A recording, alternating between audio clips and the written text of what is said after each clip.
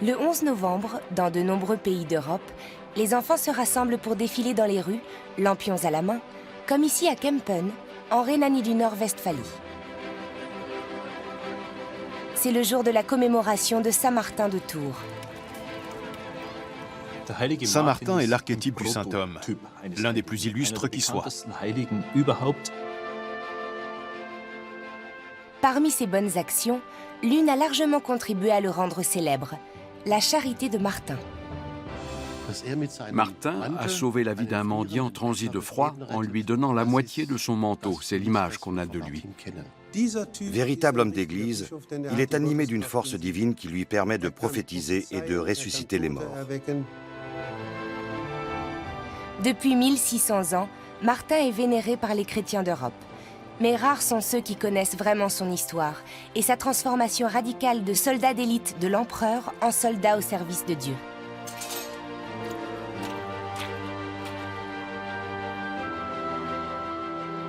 Qui était Martin de Tours? Et que reste-t-il de lui aujourd'hui?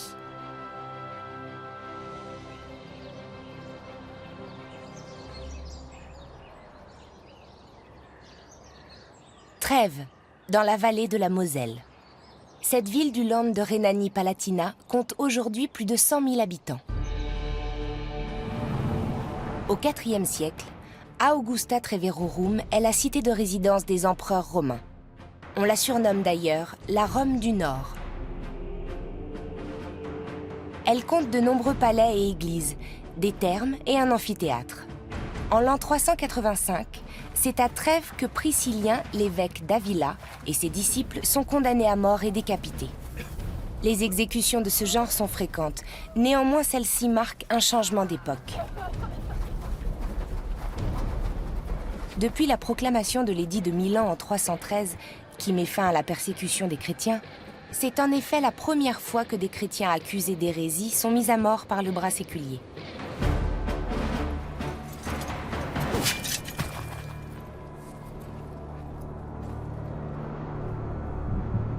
Un homme de Dieu, parmi les plus illustres de la fin de l'Antiquité, tente d'empêcher cette exécution. Martin de Tours. Il devient ainsi l'acteur majeur de l'un des plus grands bouleversements de l'histoire de l'humanité, l'essor du christianisme, qui a fait d'un mouvement minoritaire la religion officielle de l'Empire. Donc on a, de ce point de vue, une transformation radicale de l'Empire romain qui s'effectue au cours du IVe siècle, et toute la vie du personnage de Martin se situe dans cette transformation extrêmement profonde de l'Empire romain. Presque tout ce que nous connaissons de la vie du saint homme nous a été transmis par son biographe, Sulpice Sévère. Cet exemplaire de la vie de saint Martin, datant du XIe siècle, est l'un des trésors de la bibliothèque municipale de Tours.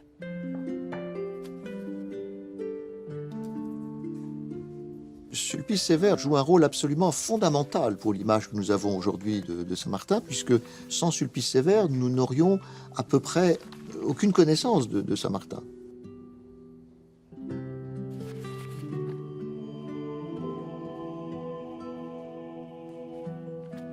Selon ce récit, son parcours est ponctué de miracles, de rencontres avec les anges, les démons et le diable.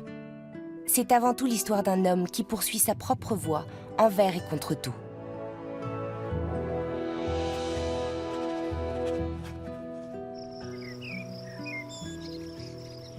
Comme le rapporte Sulpice Sévère, Martin est attiré dès l'enfance par le Dieu des chrétiens et fréquente souvent les églises contre la volonté de son père.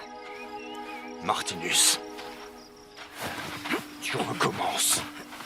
Qu'est-ce que ça veut dire? Les dieux de tes parents ne te suffisent pas. Mais père, l'empereur lui-même ne croit qu'à un seul dieu. Nous t'avons donné le nom de Mars, notre puissant dieu de la guerre. Tu ne trahiras pas nos dieux éternels, est-ce que c'est clair? Le père de Martin est tribun dans la Légion romaine et vraisemblablement adepte du culte de Mithra, dieu de la lumière. Il oblige son fils à respecter les anciennes traditions païennes. Merci.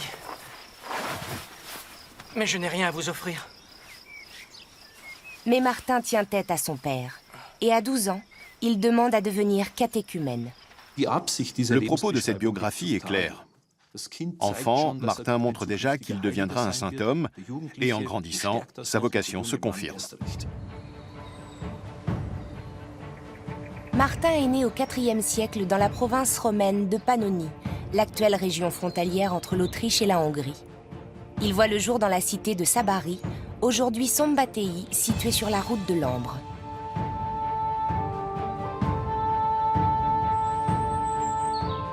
Dans l'Empire romain, une multitude de croyances religieuses coexistent. Des temples y sont dédiés entre autres au culte d'Isis, de Jupiter ou de Sol Invictus, une divinité solaire. Les chrétiens ne représentent que 10% de la population. Pendant longtemps, ils ont été victimes de violentes persécutions. Jusqu'à ce que l'empereur Constantin le Grand bouleverse l'ordre établi.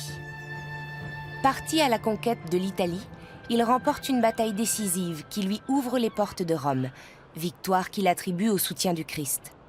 En témoignage de sa reconnaissance, il met un terme aux persécutions, autorise la pratique du christianisme et érige des églises monumentales qui serviront de fondation à l'église Saint-Pierre de Rome et à la basilique du Latran. La pratique de cette religion impliquait un engagement. On exigeait des chrétiens une certaine loyauté. Ils devaient se montrer solidaires de l'État et de ses objectifs.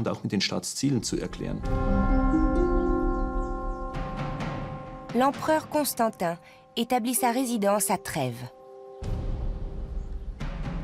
La basilique de Constantin, qui était à l'origine une grande galerie couverte, abritait la salle du trône de la résidence impériale. Cet édifice imposant servait aussi de salle d'audience. Sous le règne de Constantin, les princes de l'Église ont l'occasion de prouver leur loyauté à l'empereur lorsqu'ils doivent trancher une épineuse question. Les chrétiens ont-ils le droit de servir dans l'armée et, de fait, le droit de tuer?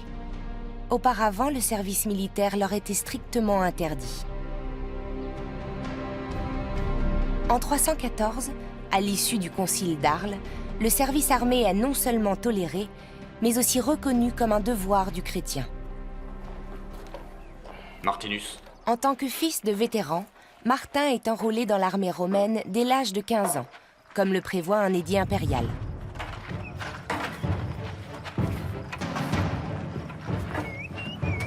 Björk, le bouclier. Ton dieu chrétien ne suffira pas à te protéger.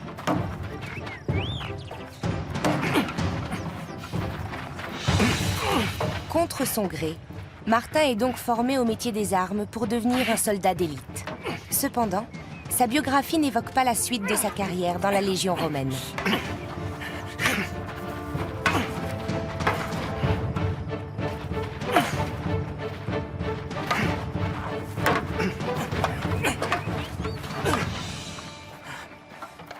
On sait seulement que les années suivantes, il sert dans la garde impériale à cheval et voyage d'une garnison à l'autre. Martinus, viens ici et bois. Martin n'est pas encore baptisé, mais il vit déjà selon les préceptes de l'Évangile. Tiens, et voilà. En témoigne notamment le célèbre épisode qui forgera son destin. Je sens que c'est mon jour de chance.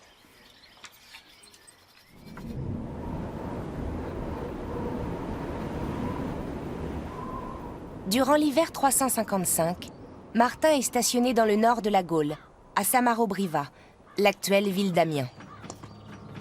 Un froid glacial sévit sur la région.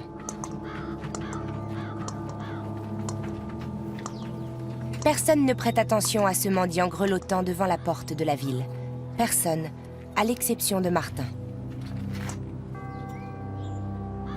L'homme de Dieu, voyant que les autres n'étaient pas touchés de compassion, comprit que celui-là lui avait été réservé. Mais que faire? Il n'avait rien que la chlamyde dont il était revêtu. Il avait déjà donné le reste pour une bonne œuvre analogue.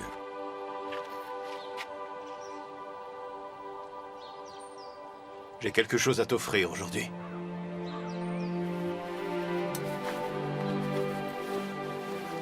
Alors, il saisit son épée, coupa le manteau par le milieu, en donna une partie aux pauvres et se drapa à nouveau dans le reste.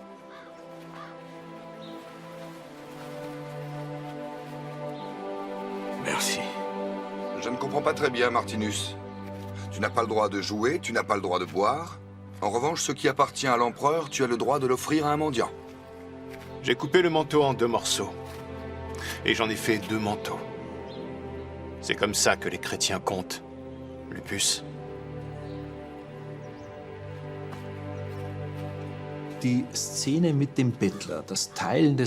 Dans la biographie de Sulpice Sévère, l'épisode du partage du manteau avec le mendiant occupe une place primordiale. Cette expérience est une révélation pour Martin. En partageant spontanément son manteau, Martin comprend qu'il est essentiel de protéger son prochain et de lui venir en aide. Et que cela ne passe pas par la violence, mais par l'amour.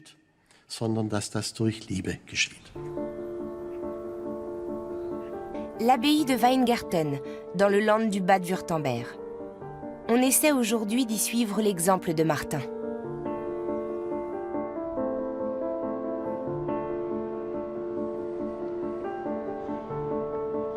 En 2010, les derniers moines bénédictins ont dû quitter cette abbaye, faute de successeurs. Elle reste inoccupée pendant 3 ans, jusqu'à ce qu'un séminaire y soit organisé, ayant pour thème Saint-Martin.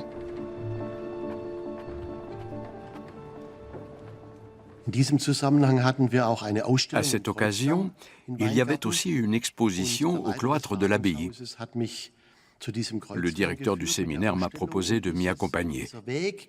Nous avons alors traversé l'abbaye et sa centaine de cellules monacales.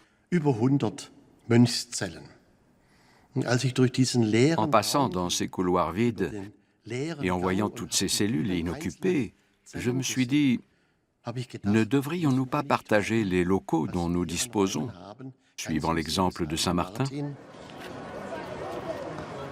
3 mois plus tard, les premiers réfugiés arrivent à l'abbaye. Au début, l'évêque de Rothenburg peut les accueillir personnellement. Mais bientôt, l'affluence est telle qu'en plus de la maison d'hôte, il faut ouvrir l'ensemble du site. Bien sûr, nous avons été critiqués parce que l'abbaye est un lieu vénérable. Certains ont vu d'un mauvais œil que le cloître où priaient les moines soit à présent envahi par des enfants bruyants en trottinette. Ils considèrent cela comme une profanation. Mais je ne suis pas de cet avis, car en allant vers les démunis, nous allons à la rencontre du Christ. Sous l'Empire romain déjà, les chrétiens assument des tâches que l'État ne peut ou ne veut pas prendre en charge, comme l'assistance aux citoyens non romains. La charité chrétienne profite à tous ceux qui sont dans le besoin, quelle que soit leur religion ou leur origine.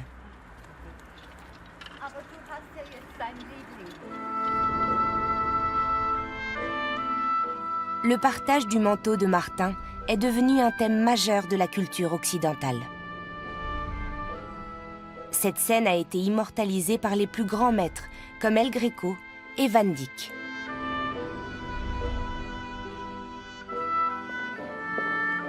Les représentations de Martin reflètent toujours les inégalités sociales de l'époque, comme le montrent les œuvres présentées au musée du diocèse de Rothenburg. Martin y apparaît à cheval, revêtu des attributs du soldat, du noble ou du chevalier, tandis que le mendiant est dans le caniveau, en haillons et transi de froid.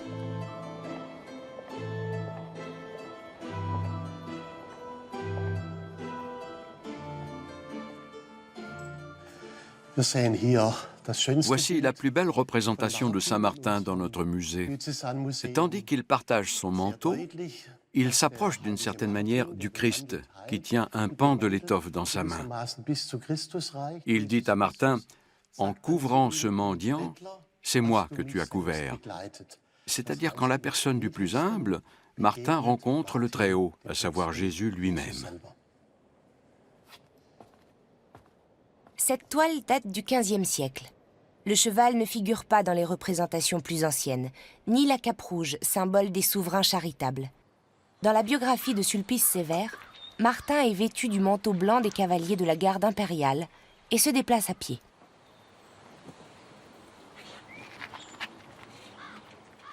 Dans cette rencontre, les regards se croisent à hauteur égale.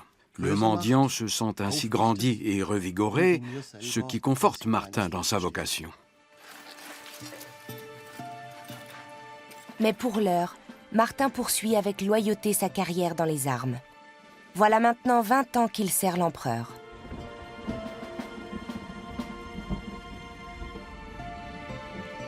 Sulpice Sévère rapporte que la nuit suivant le fameux épisode, le Christ vêtu de la moitié de la cape apparaît en songe à Martin et lui dit « C'est moi que tu as revêtu de ce manteau ».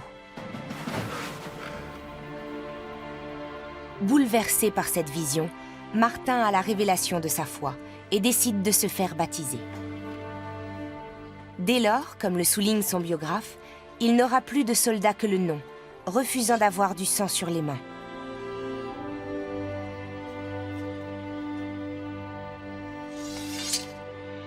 C'est alors qu'a lieu un événement décisif. À l'été 356, près du Rhin, Martin participe à la campagne contre les Alamans, qui menacent d'envahir la Gaule. À la veille de la bataille, l'empereur Julien réunit ses meilleurs hommes. Martinus, Il sait se montrer généreux pour s'assurer leur loyauté. prends ceci comme gage de ma reconnaissance. Gardez cet argent, sire. Je vous ai servi pendant de nombreuses années. Désormais, je veux être au service de Dieu. Je suis un soldat du Christ. À ce titre, je n'ai plus le droit de combattre.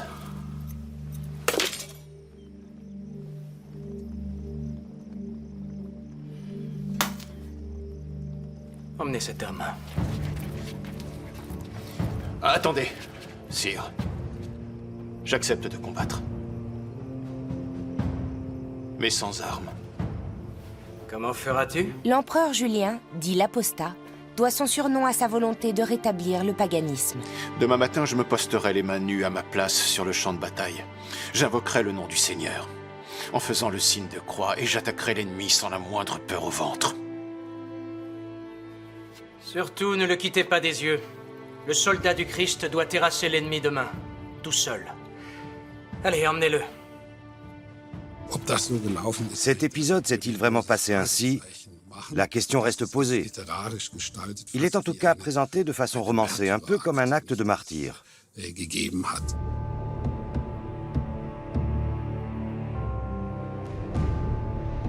Les martyrs sont des figures centrales du christianisme primitif.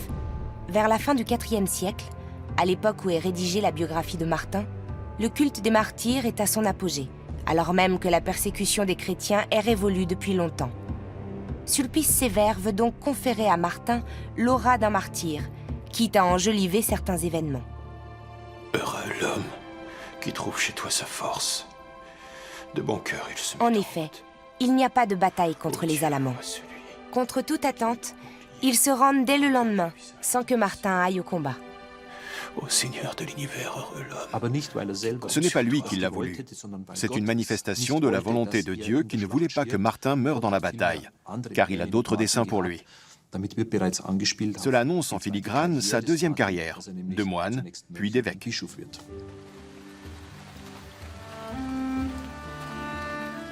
Après avoir définitivement quitté l'armée, Martin peut enfin suivre sa véritable vocation.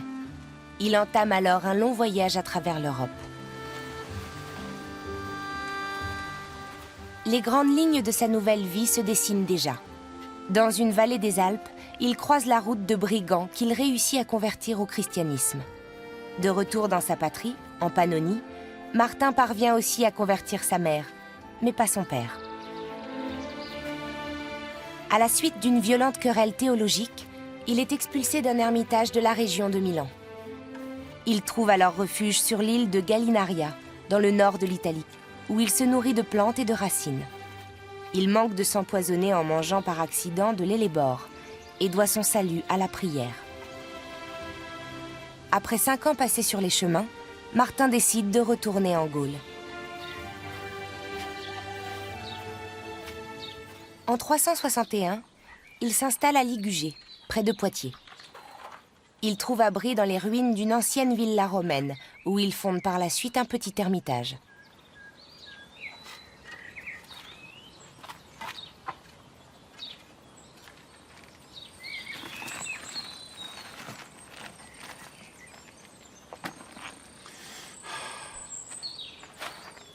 Martin ne reste pas seul longtemps.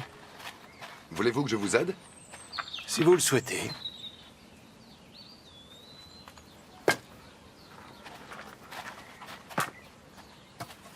En quelques mois, près de 60 disciples se joignent à lui.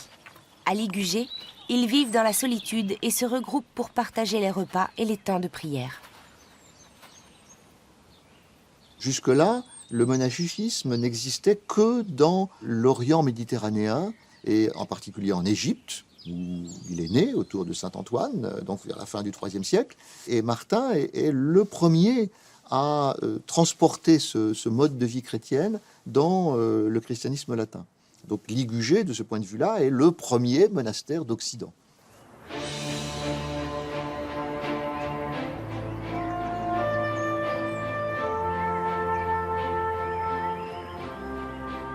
L'abbaye de Saint-Martin de Ligugé, fondée par le saint homme. Au cours de son histoire longue de 1600 ans, elle est détruite à plusieurs reprises, mais à chaque fois, les communautés de moines la reconstruisent.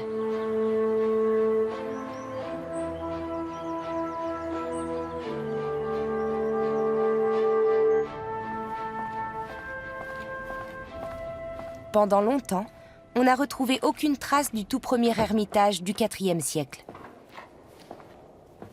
Certains ont même douté de son existence jusqu'au milieu du XXe siècle, quand des fouilles archéologiques mettent au jour les ruines d'une villa romaine sous l'actuelle église paroissiale.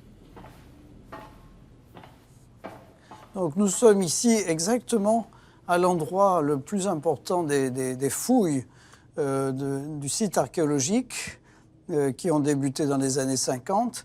Et nous avons retrouvé ici le bassin d'eau de la villa gallo-romaine dans laquelle Saint-Martin s'est installé. On voit les murs romains là, de chaque côté et le sol. Et à l'intérieur de ce bassin d'eau, Saint-Martin a édifié une petite chapelle. On voit d'ailleurs les restes de l'abside de cette chapelle ici, et donc qui s'étendait jusque sur une quinzaine de mètres. Et Saint-Martin a prié ici, il a marché sur ce sol. Pour nous, c'est très très impressionnant de sentir sa présence encore ici. Et nous sommes là vraiment aux racines de la vie monastique en Europe. Réalité ou légende? C'est la tombe d'un jeune moine qui apporte la preuve irréfutable que c'est bien là que se trouvait le premier ermitage fondé par Martin. La pierre tombale porte une inscription très explicite. Du nom de la personne qui était enterrée sous cette pierre, Ariomeres Servos Domini Martini ora promé. Donc Ariomeres, serviteur du Seigneur Martin, prie pour moi. On a retrouvé effectivement un squelette de jeune adolescent. Ariomeres, c'est un nom d'origine visigothique, c'était le nom de la personne, qui se déclare comme étant le serviteur de Martin et qui demande à ce que Martin prie pour lui. Donc ça veut dire que Martin a vécu ici et que quelqu'un est venu se mettre à son école.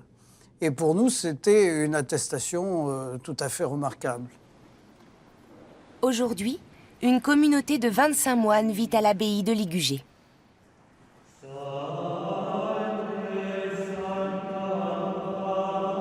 Ils observent la règle établie par saint Benoît de Nursie au VIe siècle, qui prône l'obéissance, le silence, l'humilité, la chasteté, la prière et le travail. Les moines réalisent des œuvres en émail représentant notamment Saint Martin.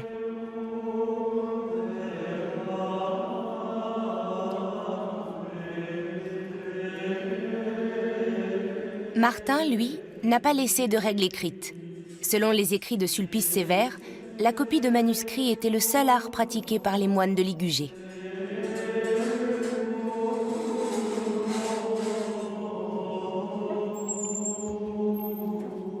Martin exigeait avant tout de ses disciples, comme de lui-même, une ascèse stricte. Telle est l'exigence de Martin. Sine lucta non corona. Sans combat, pas de couronne. C'est-à-dire qu'une vie sans ascèse ne saurait être récompensée dans l'au-delà. Le Seigneur est mon berger, je ne manque de rien. Sur des prés d'herbes fraîches, il me fait reposer. Martin suit l'exemple des pères du désert, les premiers moines chrétiens, qui se retirent dans le désert égyptien pour y vivre en ermite. Ces ascètes veulent rencontrer Dieu, mais cherchent aussi à combattre les démons et les tentations. Certains possèdent même des dons de guérisseurs. Une nouvelle figure spirituelle apparaît alors, le Vir Dei, l'homme de Dieu, en tant que réceptacle du bien.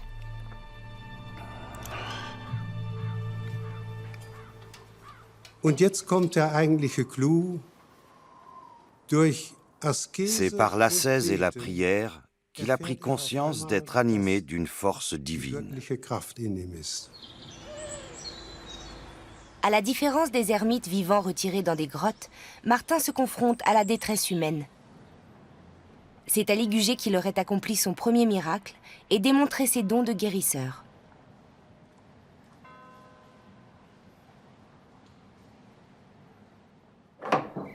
Sulpice Sévère rapporte qu'un jour, un disciple qui souhaitait être baptisé par Martin tombe gravement malade. Ariomérès ?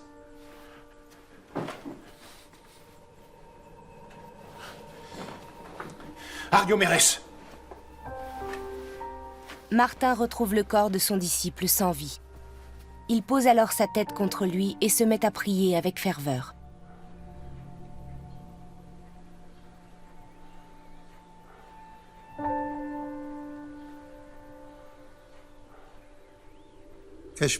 Il sent la force qui l'anime.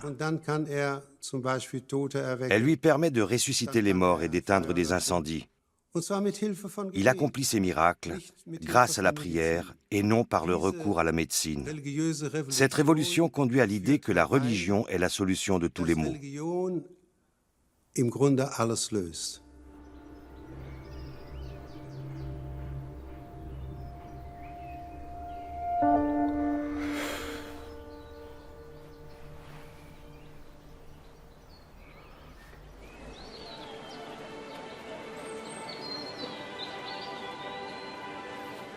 Selon son biographe, Martin ressuscite dans les années qui suivent d'autres morts, pratique des exorcismes, des guérisons et fait remarcher des paralytiques, ce qui lui vaut rapidement une réputation de thaumaturge.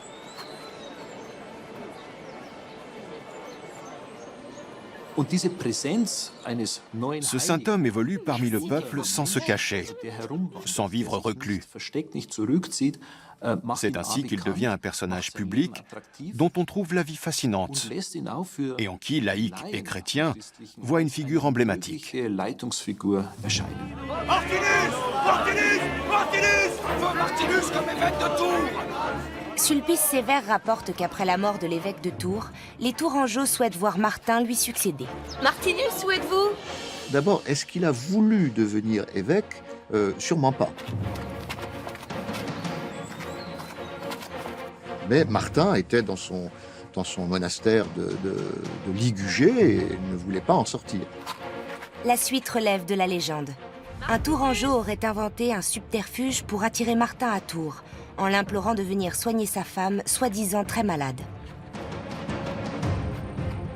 Et une fois à Tours, ils l'ont élu évêque contre son gré.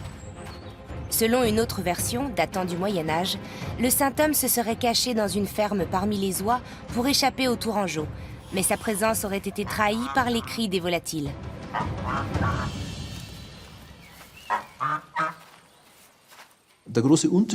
La grande différence avec notre époque, c'est qu'au IVe siècle, le peuple avait le droit de prendre son destin en main et qu'il faisait résolument usage de ce droit. En 2014, la statue monumentale du Saint-Homme est descendue du dôme de la basilique Saint-Martin de Tours. Sa restauration est achevée en 2016 pour le jubilé commémorant les 1700 ans de la naissance de Martin. Lorsque Martin prend ses fonctions, il se heurte à une vive opposition de la part des autres évêques. Ils l'accueillent avec méfiance et affichent ouvertement leur mépris à son égard. Il y a un évêque voisin, sans doute l'évêque d'Angers, qui s'appelle Défensor, et qui considère que Martin ne peut pas être un évêque parce qu'il est trop mal habillé, il est trop mal vêtu, c'est pas possible. Enfin, il n'a pas le standing d'un évêque. Martin savait lire, mais n'était certainement pas un grand orateur. Il ne faisait pas de grands discours. Il n'a pas non plus rédigé le moindre écrit. Le clergé de Gaulle a été choqué d'apprendre que Martin avait été choisi pour devenir évêque de Tours. Il ne faisait absolument pas partie de l'élite, du cénacle, comme c'était l'usage pour siéger dans l'épiscopat. Aux yeux des autres évêques, le passé militaire de Martin est encore plus problématique. Son biographe veille donc à conserver un flou artistique sur cet aspect de la vie de Martin.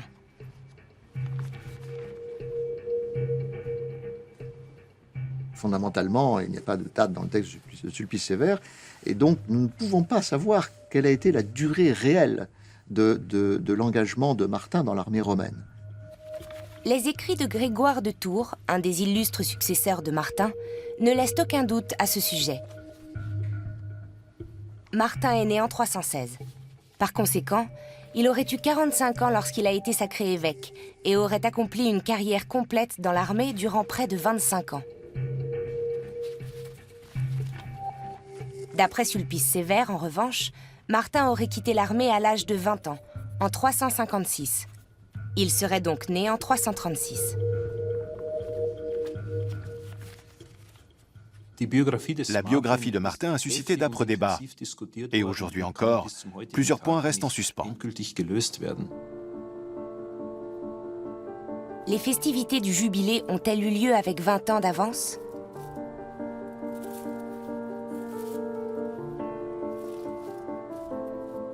Pourtant, la plupart des historiens actuels s'accordent à dire que Martin est bel et bien né en 316. Dans ce cas, la restauration de la statue a bien été effectuée au bon moment.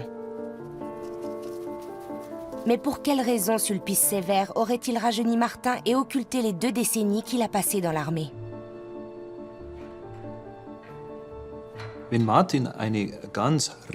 Si on part du principe que Martin a eu une carrière militaire classique, alors il n'est pas exceptionnel qu'il ait décidé de devenir chrétien à l'âge mûr, et cela de manière radicale.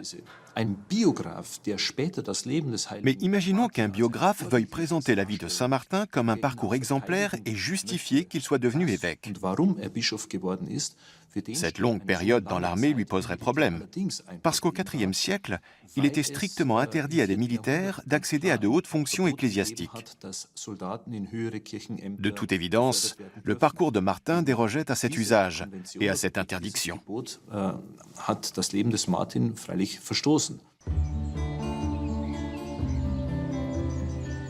L'abbaye de Marmoutier, à 2 km de Tours, sur la rive droite de la Loire. Martin y crée un nouvel ermitage peu après son sacre. Il se retire souvent au calme dans les grottes qu'il a creusées avec ses disciples dans le tuffeau des coteaux de la Loire, loin de l'agitation et des querelles de la ville. La fonction d'évêque est un fardeau trop lourd pour lui, et il se plaint d'avoir perdu ses pouvoirs miraculeux. À Marmoutier, il tente de renouer avec sa vie d'ascète.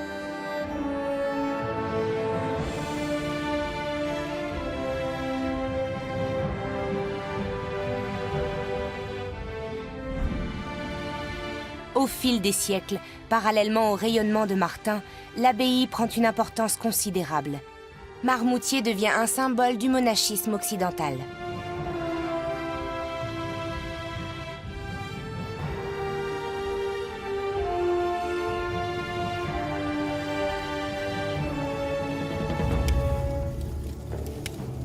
Dans l'Antiquité tardive, le christianisme est essentiellement urbain, tandis que dans les campagnes, le paganisme est encore très vivace.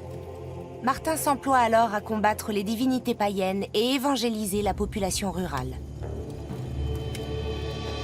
Vous n'êtes que des païens! Oh, regardez! Regardez-moi briser cette idole en 1000 morceaux! Et pourtant, la foudre ne me frappera pas! Il lui faut parfois employer la force pour venir à bout de la résistance de la population. Mais le plus souvent, un sermon suffit. Alors lequel d'entre vous est prêt à obéir à un Dieu unique maintenant?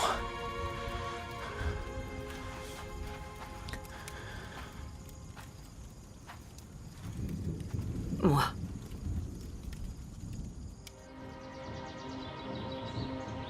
Les missions d'évangélisation conduisent Martin bien au-delà de son diocèse.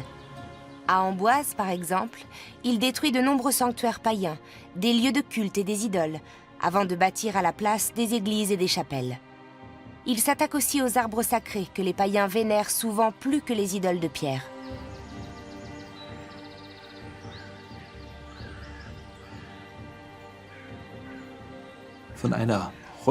Du point de vue actuel, la religion dans l'Antiquité et au début du Moyen Âge était intolérante et manichéenne.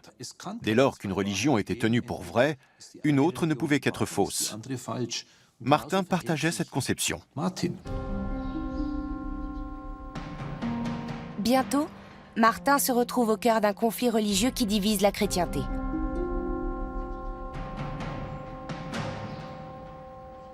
Il a pour théâtre la cité de Trèves et se cristallise autour d'un homme qui, comme Martin, mène une vie d'ascète. Priscillien, l'évêque d'Avila. À l'instar de Martin, il vit selon les préceptes de piété, de renoncement et de chasteté. Avec ses disciples, il rejette l'esclavage, considère la femme comme l'égale de l'homme et lui reconnaissent le droit de faire des sermons.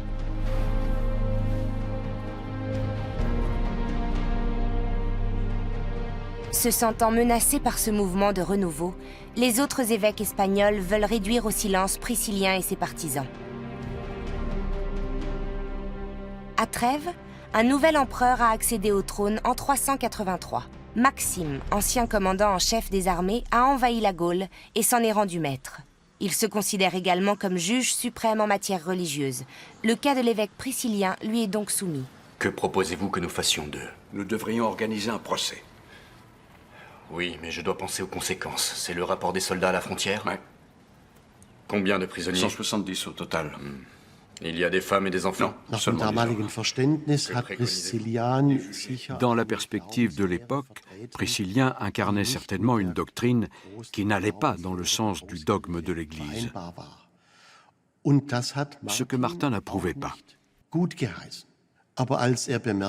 Mais quand il a pris conscience que ses confrères allaient livrer Priscillien aux autorités de l'État et qu'il allait être exécuté pour hérésie, il s'est interposé. Martin a près de 70 ans lorsqu'il intervient dans ce conflit. Ave, sire. Martinus, de quoi s'agit-il? Je viens vous supplier de revenir à la raison. Magnus Maximus, vous qui êtes un exemple pour les chrétiens, ne versez pas de sang. Permettez aux hérétiques de retrouver leur chemin. Ils ne méritent pas la mort. C'est tout l'Empire et son unité qui en dépendent, Martinus, et je sais que tu en es conscient. Avec tout le respect que je vous dois, cette affaire concerne l'Église. Les tuer serait un sacrilège. On ne peut pas laisser un homme de loi laïque juger une affaire religieuse. Promettez-moi de ne pas exécuter les accusés. L'Église doit redéfinir sa position. Qui finira par s'imposer? Ceux qui veulent rester à distance de l'État ou les partisans d'une Église impériale? Je vais les épargner, je t'en fais la promesse. Tu peux repartir tranquille chez toi. Mais les adversaires de Priscillien continuent à exiger sa condamnation. L'empereur délègue alors l'affaire à ses hauts fonctionnaires. Je ne suis pas d'accord, ce sont de dangereux hérétiques. Qu'êtes-vous en train de dire? Qu'il faut mener à terme la procédure? Il s'agit d'une machinerie dirigée en fait contre les ennemis de l'État.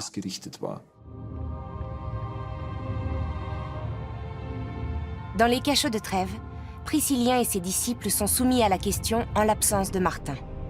Sous la torture, ils avouent avoir participé à un sabbat avec des femmes, avoir prié dans le plus simple appareil et s'être livrés à des maléfices. Ils sont condamnés à mort. Nous sommes dans les souterrains de l'amphithéâtre. Dans l'arène avaient lieu les affrontements de gladiateurs, les combats d'animaux et autres spectacles de divertissement. On y pratiquait aussi des exécutions.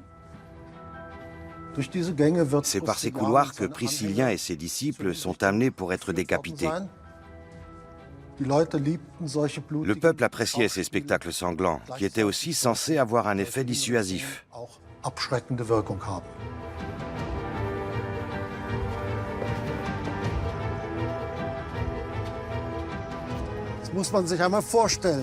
Dans cet amphithéâtre, l'un des plus grands du monde romain, 18 000 spectateurs ont pu être témoins de l'exécution de Priscillien et de ses disciples. Pour la première fois de l'histoire, des chrétiens ont massacré d'autres chrétiens qu'ils soupçonnaient d'hérésie.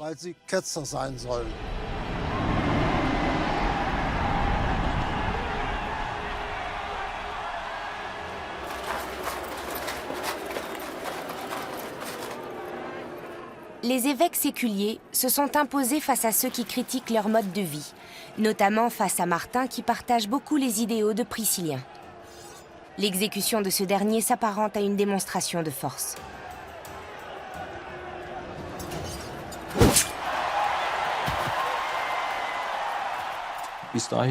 Jusque-là, beaucoup d'hérétiques avaient été condamnés, mais la sentence habituelle était l'exil. Il n'était pas question de condamnation à mort. Dans le cas de Priscillien, un cap a été franchi. Martinus, ils les ont exécutés. Qui donc? Priscillien et Felicissimus et Herminius, décapités à l'épée. Maintenant, l'empereur veut envoyer des agents en Hispanie pour traquer ceux qu'ils n'ont pas tués. Rendons-nous chez l'empereur. Trop de sang a déjà été versé.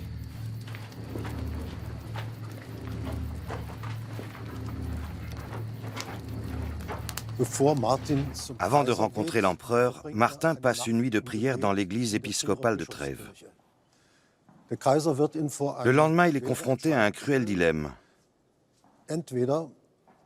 Soit il se rallie à la communauté des évêques, qui d'après lui est responsable de l'exécution de Priscillien, soit les persécutions des priscillianistes se poursuivront et Martin aura leur sang sur ses mains.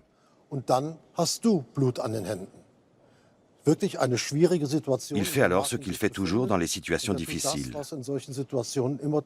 Il prie. À contre-cœur, Martin prend part au synode de Trèves.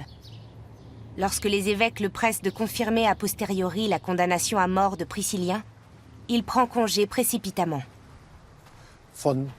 Pris de remords, Martin quitte la cathédrale et la ville de Trèves. Il emprunte le pont romain pour rejoindre la forêt. Là, un ange lui apparaît et le console en lui disant « Tu as pris la mauvaise décision, mais tu ne pouvais faire autrement. Reprends courage, sans quoi tu perdras non seulement ton honneur, mais aussi le salut de ton âme. »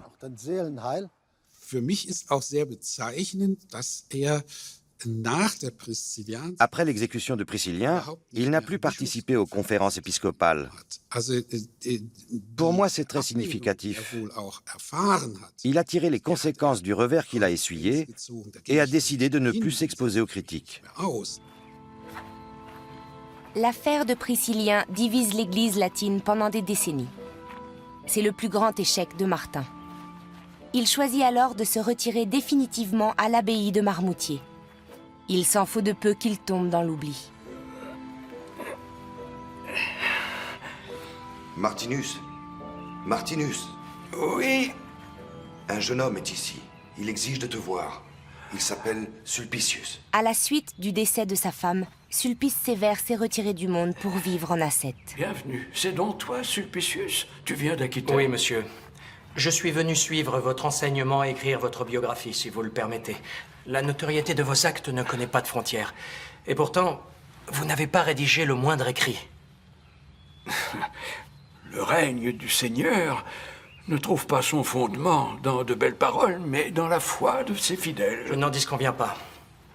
Montre-moi tes pieds. Mais que faites-vous? Laissez-moi faire ça, s'il vous plaît. Si tu veux comprendre mon histoire, alors pense à la parole de Jésus. Si je ne te lave pas les pieds, tu n'auras point de part avec moi.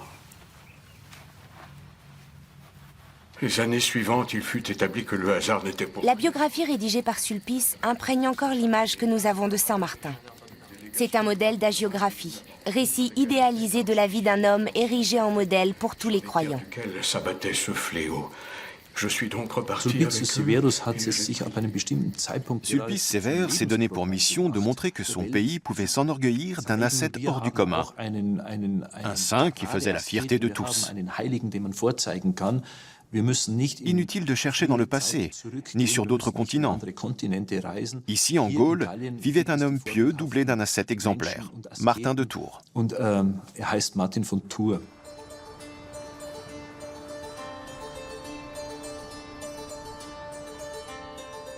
Grâce à Saint Martin, Tours devient l'un des lieux de pèlerinage les plus importants du Moyen-Âge.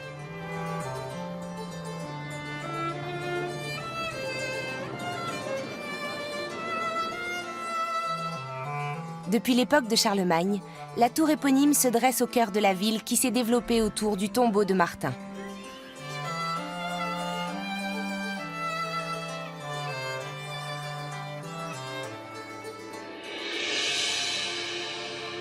Le soldat romain qui a déposé les armes après sa rencontre avec le mendiant aurait pu faire figure de saint patron des objecteurs de conscience. Mais lorsqu'au début du VIe siècle, le roi Clovis s'élève au rang de saint patron et protecteur du royaume des Francs, son rôle symbolique s'en trouve totalement modifié. À l'opposé de sa biographie, Martin est présenté comme un héros militaire. Le protecteur de l'armée franque, ça veut dire que le roi part en guerre en portant la bannière de Saint-Martin. La bannière de Saint-Martin, c'est-à-dire la cape ou la chape de Saint-Martin, Cappa Sancti Martini. Donc c'est une transformation complète du saint. Le saint devient un saint militaire.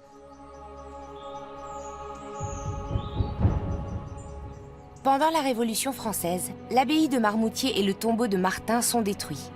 Mais le culte que l'on voue au Saint-Homme connaît un renouveau au XIXe siècle.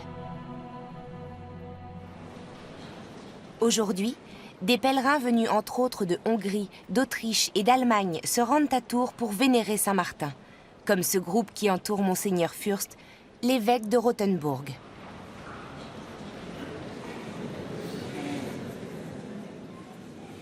La plupart des pèlerins viennent se recueillir sur la reconstitution du tombeau de Martin. Hormis quelques reliques, il est vide, mais l'esprit du saint homme y est toujours présent. Les fidèles y déposent des intentions de prière.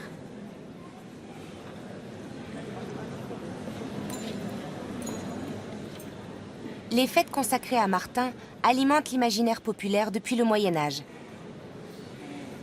La figure du saint homme donne au bacchanal précédant le carême une coloration chrétienne.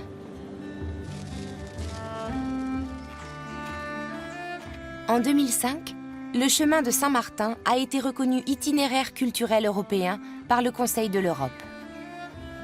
Reliant Szombathely à Tours, il passe par tous les lieux emblématiques de la vie de Martin.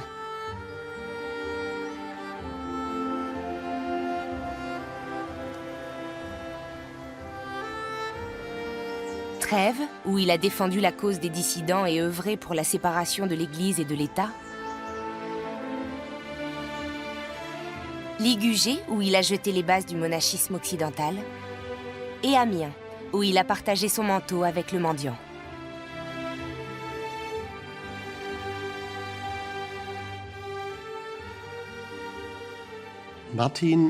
Grâce à son parcours hors du commun, caractérisé par une dimension sociale et caritative, Martin est à même d'insuffler un sens nouveau à l'idéal européen.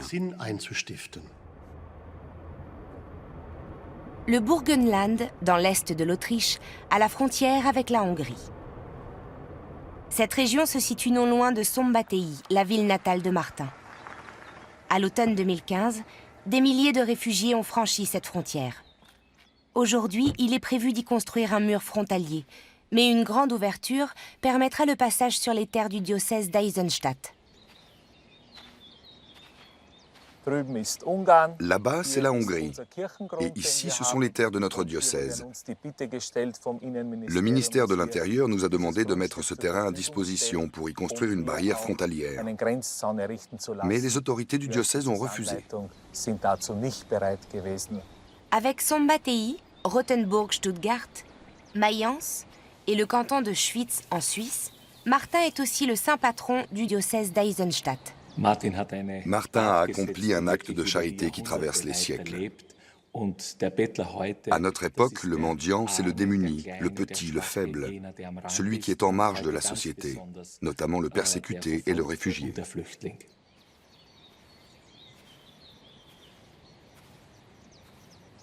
Le long de cette frontière s'élevait autrefois le rideau de fer. Il en reste quelques vestiges près de l'endroit où doit être construit le nouveau mur. C'était le bout du monde. Il était impossible d'aller plus loin. On a du mal à concevoir que les hommes aient la mémoire aussi courte, qu'on fasse ainsi marche arrière et qu'on veuille ériger de nouvelles barrières.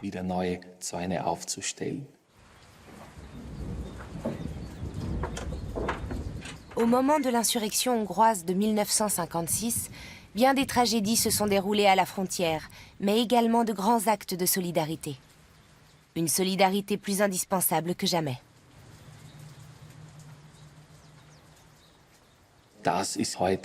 Voilà le message qui nous est adressé. Il nous faut construire des ponts, à l'image de Saint-Martin. Au soir de sa vie, en 397, Martin est appelé à Cande, où il avait fondé l'une des premières paroisses de la région tourangelle. Martin a 81 ans et ses forces commencent à décliner. Il se rend à Cande pour apaiser une querelle entre les clercs de la paroisse. Le lendemain de leur réconciliation, il rend son dernier souffle. Martin est premier saint vénéré pour les actes qu'il a accomplis durant sa vie, et non pour être mort en martyr. Je pense surtout que la popularité de Saint Martin est liée à sa vérité en parole et en acte. C'est un homme vrai. Martin incarne l'amour du prochain. À bord d'une gabarre, barque traditionnelle de la Loire, la dépouille de Martin est ramenée jusqu'à Tours, où il est inhumé le 11 novembre 397. On raconte que lors du transport du défunt sur le fleuve, un miracle s'est produit. Les arbres ont reverdi, les plantes ont refleuri et les oiseaux ont chanté. Depuis, cette période de novembre au climat doux est surnommée l'été de la Saint-Martin.